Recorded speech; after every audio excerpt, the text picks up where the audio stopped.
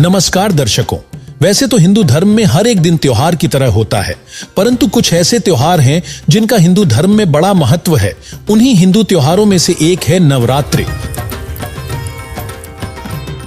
जिसे हर साल 2 बार मनाया जाता है, जिनमें चैत्र मास की चैत्र नवरात्रि और आश्विन मास की शारदीय नवरात्रि शामिल है। हिंदू मान्यताओं के अनुसार देवी दुर्गा को जगत जननी अर्थात सर्व सृष्टि की रचयिता माना जाता है और यही वजह है कि नवरात्रि के दौरान लोक मान्यताओं अनुसार देवी दुर्गा से लाभ प्राप्ति के उद्देश्य को ध्यान में रखकर माता दुर्गा को प्रसन्न करने के लिए उनके 9 अलग अलग रूपों की पूजा करते हैं और 9 दिन व्रत उपवास रखते हैं। ऐसे में लोगों को यह जरूर जानना चाहिए, क्या नवरात्रि पर्व मनाने से दुर्गा जी को खुश किया जा सकता है? क्या नवरात्र व्रत रखने से माता दुर्गा से लाभ प्राप्त किया जा सकता है? क्या नवरात्रि मानने का निर्देश किसी सदग्रंथ गीता वेद में दिया गया है? क्या देवी दुर्गा की पूजा करना शास्त्र सम्मत है? तो चलिए जानते हैं। दर्शकों, मानव स्त्री पुरुष का जन्म भाग्यवान आत्माओं को मिलता है, जो पूर्व जन्मों में किए गए पापों तथा पुण्यों पर आधारित होता है, जिसे प्रारब्ध कहा जाता है। इस बात को सब मानते हैं कि कर्म से सुख और कर्म से ही दुख होता है। वहीं हिंदू धर्म का प्रत्येक व्यक्ति जिसकी आस्था परमात्मा में है, वह मानता है कि धार्मिक शास्त्र चारों वेद श्रीमद् भगवत गीता परमात्मा का बनाया संविधान है और हम सभी जानते हैं कि जो व्यक्ति संविधान का उल्लंघन करता है वह दंडित होता है, जिससे उसे न सुख प्राप्त होता है, न उसके कार्य सिद्ध होते हैं और न उसका मोक्ष होता है, जिसका प्रमाण हमें पवित्र गीता अध्याय 16 श्लोक 23-24 में मिलता है, जिसमें कहा गया है कि जो व्यक्ति शास्त्र विधि को त्याग कर अपनी मर्जी से मनमाना आचरण करता है, उसको न सुख की प्राप्ति होती है, न सिद्धि प्राप्त होती है तथा न उसको मोक्ष प्राप्त होता है। इसलिए तेरे लिए कर्तव्य और अकर्तव्य की व्यवस्था में शास्त्र ही प्रमाण है, इसलिए तू शास्त्रों में बताए कर्म कर।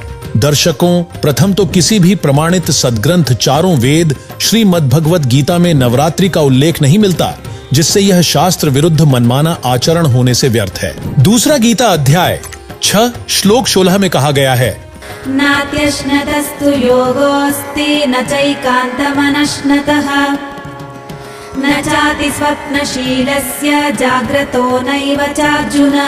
अर्थात यह योग अर्थात भक्ति नहीं अत्यधिक खाने वाले की और न बिल्कुल न खाने वाले अर्थात व्रत रखने वाले की तथा न ही बहुत शयन करने वाले की तथा न ही हठ करके अधिक जागने वाले की सिद्ध होती है, जिससे स्पष्ट है कि व्रत उपवास के लिए चारों वेदों के संक्षिप्त रूप गीता में मना किया गया है, जिसका मतलब है कि नवरात्र व्रत रखने से कोई लाभ नहीं हो सकता। वहीं संक्षिप्त श्रीमद् देवी भागवत यानी देवी पुराण के 7वें स्कंध अध्याय 36 पृष्ठ 562-563 पर श्री देवी जी ने राजा हिमालय को उपदेश देते हुए कहा है, इससे स्पष्ट है कि माता दुर्गा जी अपनी पूजा करने के लिए भी मना कर रही हैं और हिंदू धर्म में देखा देखी मनमाने ढंग से माता दुर्गा की पूजा की जा रही है, जो कि माता दुर्गा के भी आदेश की अवहेलना है। और इससे आप स्वयं विचार कीजिए, क्या दुर्गा जी के आदेश की अवहेलना करने से माता दुर्गा प्रसन्न हो सकती है और क्या इससे लाभ मिल सकता है? जिसका सीधा जवाब है नहीं। लेकिन आपके दिमाग में एक सवाल उठ रहा होगा, आखिर माता दुर्गा ने अपनी पूजा के लिए भी मना क्यों किया है? तो आपको बता दें, श्रीमद् देवी भागवत गीता प्रेस गोरखपुर से प्रकाशित के 3 स्कंध अध्याय 1 से 3 वो 6 संक्षिप्त शिव पुराण रुद्र संहिता अध्याय 6 तथा श्रीमद् भगवत गीता अध्याय 14 श्लोक 3 से 5 मिलकर प्रमाणित करते हैं कि प्रकृति अर्थात माता दुर्गा के पतिकाल ब्रह्म सदाशिव हैं और श्रीमद् भगवत गीता अध्याय 8 श्लोक 16 में गीता ज्ञान दाता ब्रह्म काल ने स्वयं कहा है कि ब्रह्म लोक तक जितने भी प्राणी यानी देवी दुर्गा, ब्रह्मा, विष्णु, शिव, गणेश आदि तथा इनके लोक सभी पुनरावृत्ति यानी जन्म मृत्यु के दुष्चक्र में हैं। इससे यह सिद्ध होता है कि माता दुर्गा और ब्रह्म काल भी अविनाशी नहीं है। यही कारण है कि माता दुर्गा अपनी भी भक्ति करने के लिए मना कर रही हैं। वहीं काल ब्रह्म ने गीता अध्याय 2 श्लोक 12, अध्याय 4 श्लोक 5 व अध्याय 10 श्लोक 2 में स्पष्ट किया है कि तेरे और मेरे बहुत से जन्म हो चुके हैं, तू नहीं जानता, मैं जानता हूँ। अर्थात ब्रह्म काल भी जन्म मृत्यु के कष्ट से दुखी है। इसलिए श्रीमद् भगवद गीता अध्याय 7 श्लोक 29, अध्याय 8 श्लोक 3 में गीता ज्ञानदाता ब्रह्म कहता है कि जो जरा अर्थात वृद्धावस्था और मृत्यु के कष्ट से छूटने का प्रयास करते हैं वे उस परम अक्षर ब्रह्म को जानते हैं। उसी के विषय में गीता अध्याय 15 श्लोक 4 में गीता ज्ञानदाता ने कहा है कि तत्वदर्शी संत की प्राप्ति के पश्चात उस परमेश्वर के परम पद अर्थात सतलोक को भली भांति खोजना चाहिए, जिसमें गए हुए साधक फिर लौटकर संसार में नहीं आते, और जिस परम अक्षर ब्रह्म से आदि रचना सृष्टि उत्पन्न हुई है उस सनातन पूर्ण परमात्मा की ही मैं शरण में हूँ, जिससे स्पष्ट है कि माता दुर्गा जगत जननी अर्थात सर्व सृष्टि की रचयिता भी नहीं है। वहीं गीता अध्याय 18 श्लोक 62 में गीता ज्ञानदाता ने कहा है कि उस परमेश्वर अर्थात परम अक्षर ब्रह्म की शरण में जा, जिसकी कृपा से तुझे परम शांति और सनातन परम धाम यानी सतलोक की प्राप्ति होगी, जहां जन्म मृत्यु वृद्धावस्था तथा अन्य कोई कष्ट नहीं है। उस सनातन परम धाम यानी सतलोक के विषय में संत गरीबदास जी ने कहा है, ना कोई भिक्षुक दान दे, ना कोई हार व्यवहार, ना कोई जन्मे मरे, ऐसा देश हमार, जहां शंखों लहर मेहर की उपजें, कहर जहां नहीं कोई, दास गरीब अचल अविनाशी, सुख का सागर सोई।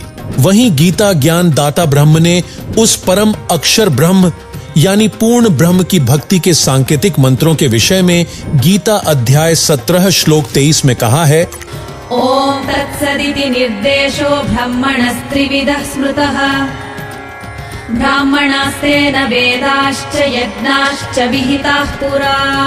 भावार्थ है कि सच्चिदानंद घन ब्रह्म के स्मरण का ओम तत्व सत 3 मंत्र का जाप है, जो 3 प्रकार से किया जाता है। सृष्टि की आदि में ब्राह्मण यानी भक्तजन इसी ज्ञान के अनुसार यज्ञ आदि अनुष्ठान किया करते। दर्शकों, इन सांकेतिक मंत्रों को केवल तत्वदर्शी संत ही बता सकता है, क्योंकि गीता अध्याय 4 श्लोक 34 में तत्व ज्ञान की प्राप्ति के लिए तत्वदर्शी संत की शरण में जाने के लिए कहा गया है, और गीता अध्याय 15 श्लोक 1 में उस तत्वदर्शी संत की पहचान बताई गई है कि ऊपर को मूल यानी जड़ वाला, नीचे को तीनों गुण रूपी शाखा वाला उल्टा लटका हुआ संसार रूपी पीपल का वृक्ष जानो। इस संसार रूपी वृक्ष के पत्ते आदि छंद हैं अर्थात भाग हैं। जो इस संसार रूपी वृक्ष के सर्व भागों को तत्व से जानता है वह वेद के तात्पर्य को जानने वाला है अर्थात वह तत्वदर्शी संत है। दर्शकों, मौजूदा वक्त में पृथ्वी पर पूर्ण तत्वदर्शी संत भी विद्यमान हैं, जो कोई नहीं बल्कि जगत गुरु तत्वदर्शी संत रामपाल जी महाराज जी हैं, जिन्होंने सभी सद्ग्रंथों और सूक्ष्म वेद से बताया है, कबीर अक्षर पुरुष एक पेड़ है, क्षर पुरुष वाकी डार, तीनों देवा शाखा है, पात रूप संसार। कबीर हम ही अलख अल्लाह है, मूल रूप करतार, अनंत कोटि ब्रह्मांड का मैं ही सृजनहार। तथा सदग्रंथों के अनुसार संत रामपाल जी महाराज जी 3 बार में भक्ति क्रम को पूरा करते हैं। शुरुआत में यहाँ के 5 प्रधान देवता ब्रह्मा विष्णु शिव देवी दुर्गा और गणेश के यथार्थ मंत्र देते हैं। दूसरी बार में ब्रह्म पर ब्रह्म का सतनाम तथा तीसरी बार में पूर्ण ब्रह्म का सार नाम प्रदान करते हैं, जिससे साधक को सर्व लाभ होते हैं, जिससे अंत में साधक को मोक्ष की प्राप्ति होगी। अतः आप सभी बिना समय गवाएं शास्त्र विरुद्ध मनमानी क्रियाओं को छोड़कर तत्वदर्शी संत रामपाल जी महाराज जी से नामोपदेश प्राप्त कर अपने मानव जीवन का कल्याण करवाएं।